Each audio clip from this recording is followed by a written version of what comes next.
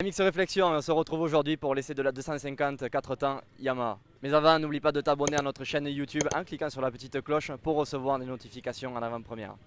Donc Blaise, on en a beaucoup entendu parler de cette moto, on l'a vu, elle a gagné pas mal de titres. On sait qu'elle est puissante, 2,5 4 temps Yamaha. Toi, qu'est-ce que tu en penses, qui a beaucoup roulé sur des Honda qui avaient une réputation un peu plus molle, on va dire?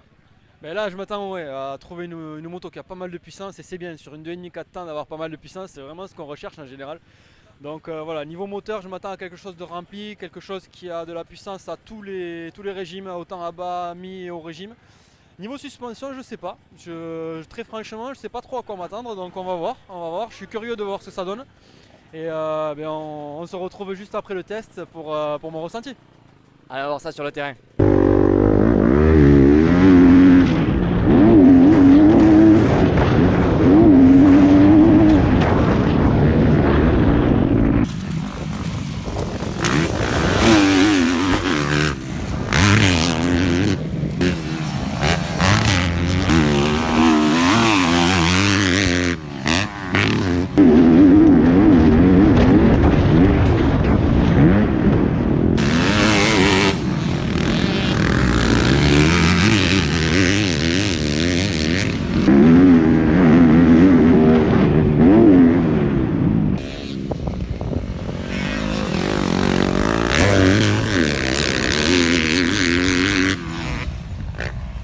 Allez, on se retrouve avec l'impression à chaud de Blaise sur cette 250 YZF de 2019.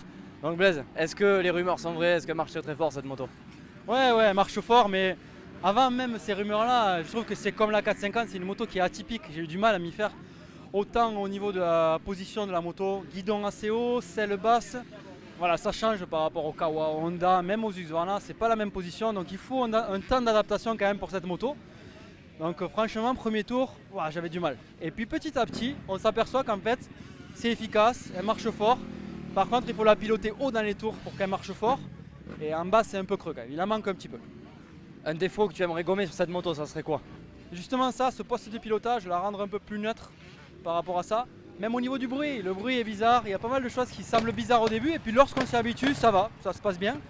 Ce que j'aimerais gommer, voilà, ça serait, allez, on va dire deux choses, poste de pilotage, le rendre un peu plus neutre et aussi rajouter un peu de puissance à bas régime, c'est ce qui m'a manqué.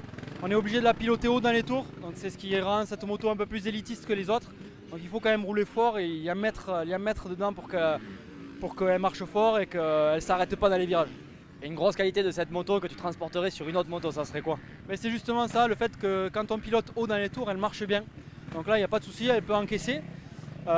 Sinon, après, niveau suspension, c'est plutôt pas mal. C'est neutre, ça convient à mon gabarit, à mon pilotage. Je rappelle que je pèse 68 kg, je fais 1m70. Donc bon, un gabarit pas hors norme, je ne suis pas très gros, pas très léger. Mais ça va bien, ça accepte les trop courts sur les sauts. Au niveau des freinages, ça saute pas énormément. Ça se passe bien au niveau suspension, j'ai pas trouvé de soucis majeurs à ce niveau-là. Merci Blaise pour ton avis, et si toi aussi tu veux te faire ton propre avis, tu peux essayer cette moto en faisant la demande auprès de CBO Group.